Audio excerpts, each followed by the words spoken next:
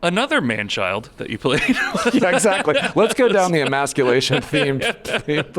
was the Emmy Award-winning role, Gary. Thank you. Yes. Could you get a polite golf clap? Yeah. No need. Oh, gosh. Jeez. When you have to ask for it. If you're not going to respect Tony Hale, at least respect the institution of the Primetime Emmy Awards. Exactly.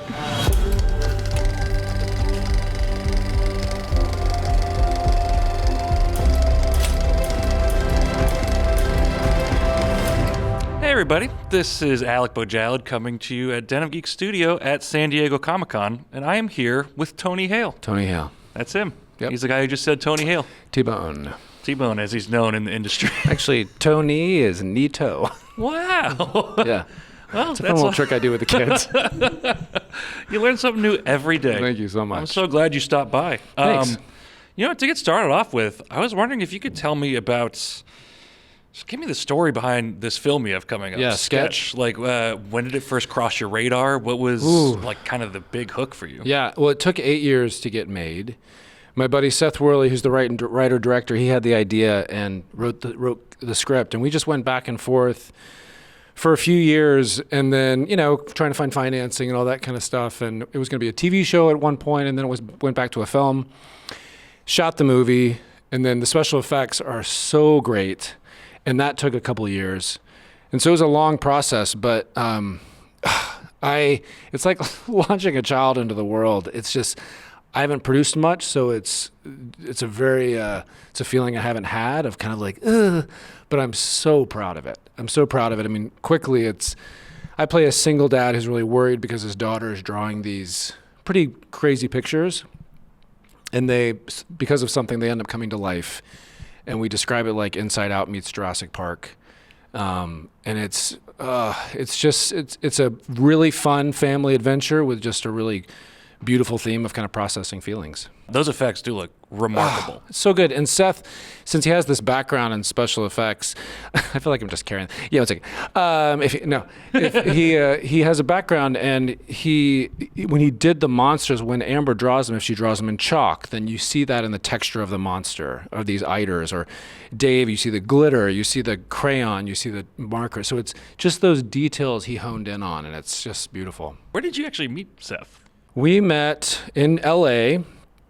And I think I was meeting with him for another movie he was shooting, and we just kind of hit it off. We actually had a mutual friend in common, and then we just kind of hung out. And if I'm honest, when he sent me this script and it was back and forth, my suggestions were kind of in my voice, kind of like my ideas. And then he thankfully was thinking about me for the dad, and it was really, and then we made it. And thinking about Darcy Carton. And Darcy Carton, she plays my sister, and so funny. And just to play with someone who's that good at comedy, and the kids are so great. We shot it in Nashville because that's where Seth is from. And we just and you could just feel that everybody on board was like Seth's friends, all this stuff. And it was just a labor of love for a lot of people. So I hope people feel that in the movie, because one of the goals, we were both dads, and my favorite movie growing up was Goonies. And I still love this movie. But I remember like making my parents just watch it over and over and over, and they didn't mind because it was a fun experience. And I have a daughter, and there's a lot of movies I've had to watch over and over when she was younger that I'm just like, I cannot watch this again. And so we wanted that shared family experience, because I come from a comedy background, so the jokes wanted to be tight and all that stuff. And so that's a goal, and I think we've gotten close to that, so it's exciting. You're not an evil person just because you drew some evil pictures.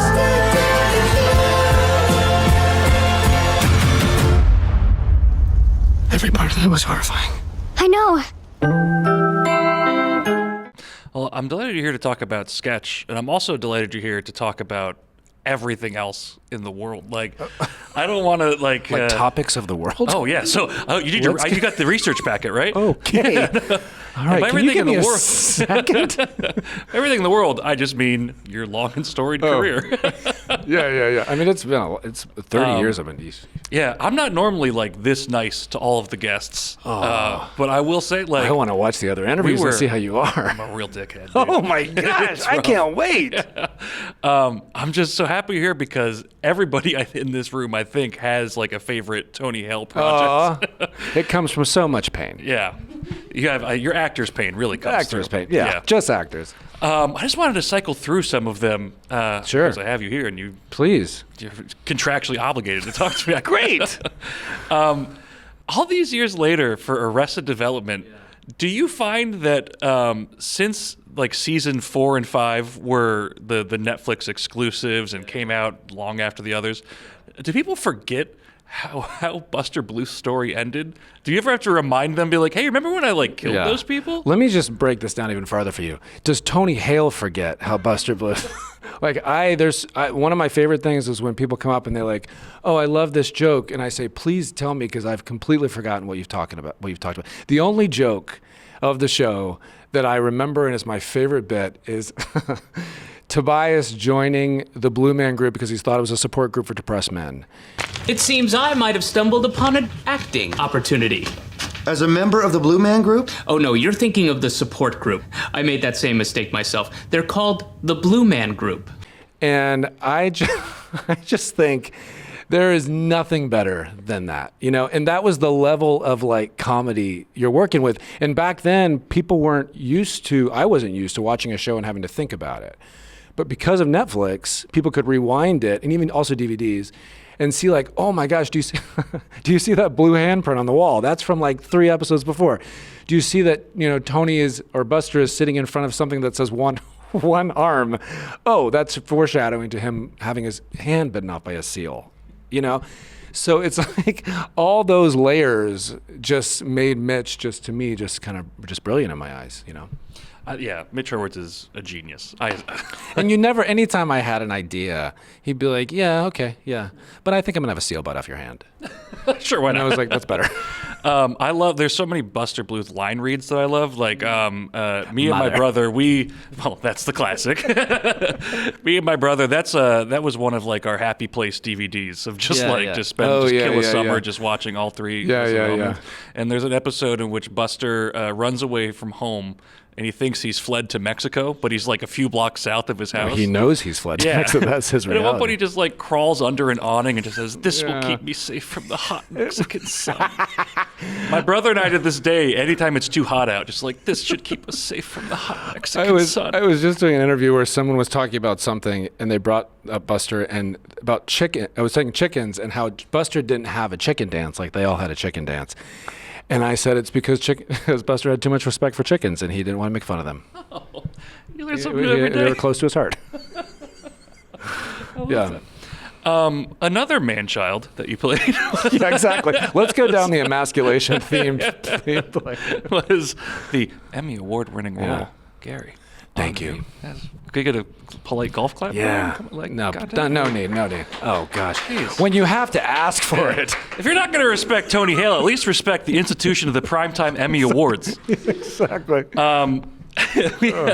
There's so much to discuss for Gary, but one of our esteemed interns, our immediate question was... What's his esteemed intern's name? That's Sophia. Sophia, hello. Yeah. She wanted to know... Thank you for your question, Sophia. Yes. Well, you don't know what the question is yet. Oh, okay. Yeah, maybe it really sucks. Yeah, let's go into your trauma, Tony. Yeah. So I'm sure it changed from scene to scene, but what is usually in that bag? For the actor, Tony? For the actor, Tony. Oh, scripts, water bottles, boring stuff. But for Gary spent a long time sewing pockets into that bag because everything had to have a place. And then he had like Costco versions of whatever is in the bag at home because God forbid he ever ran out. And because I think in one episode there was a game to see how fast Gary could pull it out of his bag. And that's just like his favorite thing ever. I think he does it by himself at home. If there's a scene where like nothing is required to be taken out of the bag, do they fill the bag with just like fluff or like? Oh yeah. There was some bubble wrap in there at times, which sounds sad. It's like that's hard for the actor. I can't carry a real bag.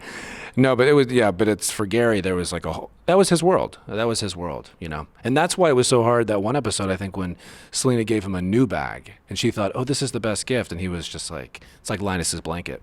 Yeah. I think he needs he develops like bag shoulder at one point, right? Yeah. Like and he's Tony like Tommy has, John, Tommy John surgery. Yes. Yes. Another role of yours that has a really high approval rating with the interns. Once again, this is a different intern, by the way. What's this intern's name? This is Darcy. Darcy Carden in sketch, full circle. Not spelled the same, and I've told her to change the spelling. But she won't. Darcie. That's yours. There you go. Don't tell Darcy Carden, but that's the right way. Love Simon. Oh, yeah. What a lovely, lovely little movie. Yeah, it was. What was it like getting to play around with that? And then do you still have like people approaching you like, oh, it's Mr. Worth, like this many years later? I don't, actually. No. I mean, I don't. I don't know. I mean, maybe also this is getting into my memory issues. I don't remember, but I do keep in touch with Greg Berlanti, the director, and I just loved him as a director and the story, and also Nick Robinson. Just such the greatest guy. So, I mean, I like on their birthdays, I'll text them happy birthday and stuff. Here's a fun fact. I don't really watch much of, I mean, I watch it first, but I don't watch it again. But I watch, Love Simon doesn't have one, but I watch blooper reels. So I have every blooper gag reel of Veep on my Dropbox to like give me an immediate joy. And as a wrap gift to the cast, I put all the gag reels on a flash drive and gave that to them because that's what I love. And then, so I don't remember a lot of stuff, but I remember those bloopers, all the arrested bloopers, all that stuff. Those flash drives have to be like some of the most valuable items on Oh, Earth. it's so great. It's just, because that's what I remember. I just remember the fun behind the scenes and obviously how great Greg Berlanti was and all that stuff. I'm sure, I mean, like, Love Simon may have been a bit, like, I'm sure, like, the greatest hits come up quite a lot in these interviews, like Arrested Development. And Love it. What is... Somebody brought up Chuck the other day. They were like, Whoa. oh, you were on Chuck. And I had a moment where I was like, was I? And then it's just, you completely forget that because I was the bad guy on Chuck. And I just, it wasn't in my mentality much. I was going to ask, like, is there a role that very rarely comes up in these interviews that, like, you're particularly proud of and wish people would ask you about? Yeah, I mean, I think because I remember there were really strong times. Like, we shot Mysterious Benedict Society in Vancouver, and it was during COVID. And Kristen Shaw is a really dear friend of mine. We had such a good time on that show, and at the same time, we were all in this middle of, like, what's happening with the world? And so that's always fun to talk about. I just did Decameron on Netflix, which was just a crazy ride with Kathleen Jordan, the showrunner. But I've been fortunate enough just to play these very different things, and so it's fun to. But I also get it. Like, Buster was so wild, and I get it because he's so fun, and he was like a cartoon character. Buster, you know. My favorite thing about Buster is he was always on a state. I remember going up to Mitch and saying, Mitch, what do you? I asked a very actor question. I said, what does Buster want? And he says, I think he wants safety. And so that's why Buster he'll always pull his chin back and he'll be like, oh. And has this, like, he's always in a state of defense wherever he is because he's just ready to something to come at him. And then it pays off with that aforementioned murder. Yeah, exactly. Like 5 seasons and then later. he murders Liza Minnelli. Speaking of, like, talking about roles in general, because you've been, at this for a while, do you remember your first role that you had where you're like, oh, yeah, I'm an actor now. Like, this is what I do. I moved to New York in '95, and I started doing, I think the first time I got a commercial that, like, paid, it was kind of maybe the first time my parents were like, okay, maybe this is an okay direction. Because, I mean, they supported me, but they were concerned. And then they were like, wait, so you got paid for that? Because at first, I was doing other stuff, like I did Shakespeare in the Parking Lot in New York, where we would do Taming of the Shrew in a parking lot in the East Village. And so when they kind of saw that, and so I think once I started was when I was able to not have as many odd jobs, and I could balance it with, like, work. That's when I was like, oh, maybe this is becoming a living, And you've gotten into voice acting now as well. Like, that's a very big piece of the pie, I would imagine. Yeah. What was it love like getting the call up to Pixar for first, Forky? And then, like, so... Fear, yeah. Yeah, what was the Fear call like in particular? This back up a little bit, because Inside Out is one of my top favorite 5 movies. That and, like, Punch Drunk Love, Lars and the Real Girl, all these, like, Lord of the Rings, and Inside Out was in that. So when I was being considered for Fear, it was such a mind thing. 'Cause I'm like, I remember seeing that movie and just going, how did they conceptualize, how they just somehow brought emotions to life and brought them into this world and told this story, and it just brings you in. And so I had to get past that kind of starry-eyed toward Pixar, even after having done Toy Story, because I was such enamored by it inside out. And so but of course they're very lovely, and when I started doing it, and then they told me the story of Inside Out 2, and this is one thing they said, because I had a question of like, what's the difference between fear and anxiety? Because I deal with anxiety, and I myself had that question, and they said fear is an actual threat, anxiety is a perceived threat. And fear is like if something like the sarcasm that opens up and he's like, "Wah!" Whereas anxiety has all these narratives of what could happen, which I completely relate to. And I was like, wow, like the fact, and I don't know if you remember in the movie when all those characters are creating all of these possibilities in anxiety's mind. I'm just like, you guys, it's so good. It's so good. And on Toy Story, when I moved to New York in '95, that was the year of the first Toy Story. And just to see how, to even be a part of that family is like, I still can't get it in my mind. That's wild. Yeah, Pixar's pretty good, turns out. Dang, man. So good. Yeah, the first Inside Out made me cry like I had been stabbed. So, like I was just like heaving in the theater. Yes, yes.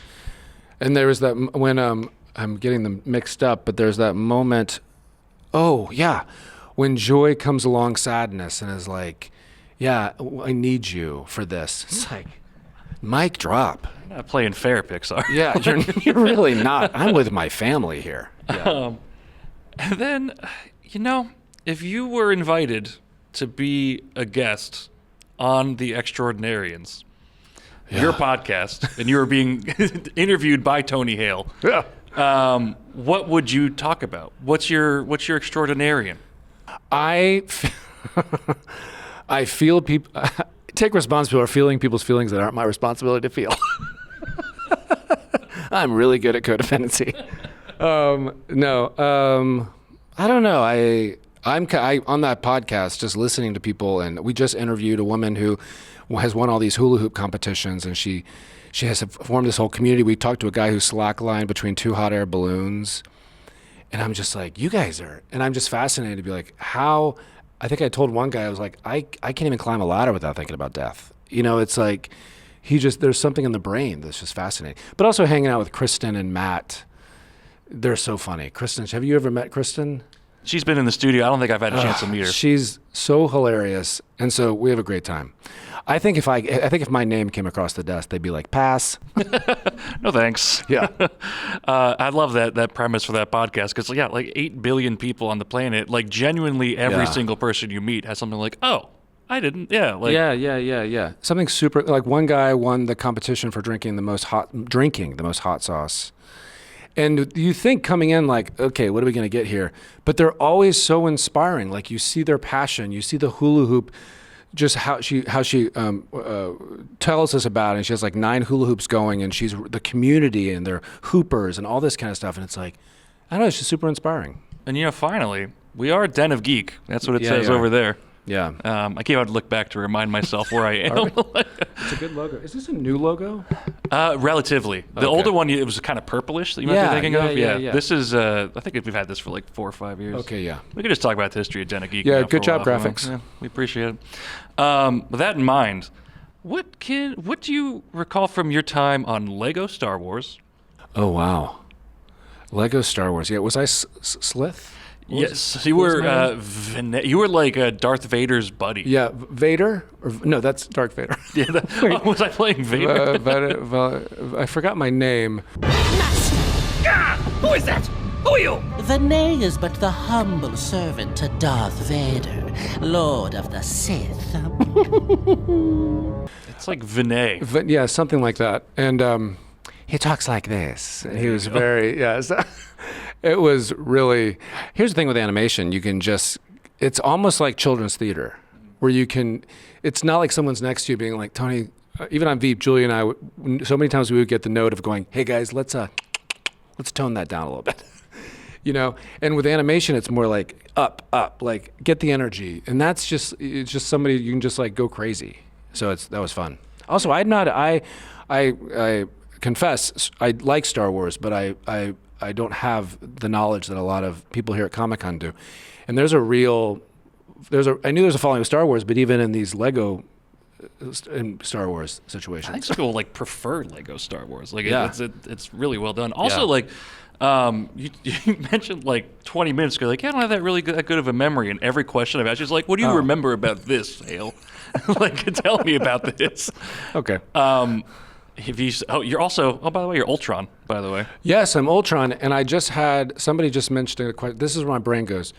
Just said a question. I thought they said cauldron, and I had a panic of, oh crap, this is one of those times I've done something and I don't remember, and I faked it. And I was like, yeah, and then it clicked, and then I go, oh, Voltron, and they go, no, Ultron, and I said yes, but I forgot about the James Spader version and then I had an immediate anxiety of, well, I didn't match his voice. I mean, it was just like this one like spiral from like one question.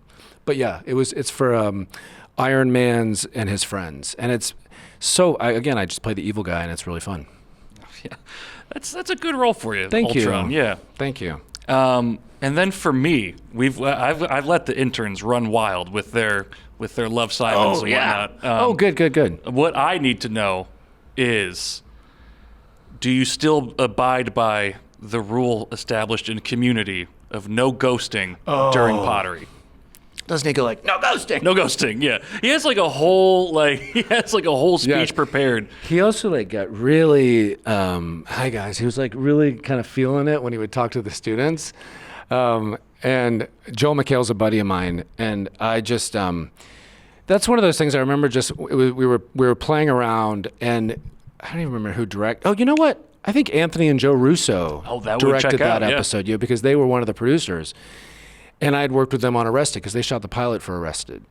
And when you're given those characters like, yeah, man, you're just a pottery guy and you get really pissed off if somebody, but I do remember really going at it and I hit my toe against the door and just, I think I sprained my toe from like getting pissed off, but it was for the art. One rule I asked you to follow. One. Look! I had it made before he died. It's not in bad taste. Who suffers for their art like you do? Thank you. That's why they gave you that Emmy. That's right, just because I broke my toe. Thank you so much for stopping by today. It's been lovely speaking with you. Were they questions? They were. Sketch coming out August 6th. Thank you so much, Tony Hale, for stopping by. It's so great, guys. I hope you love it.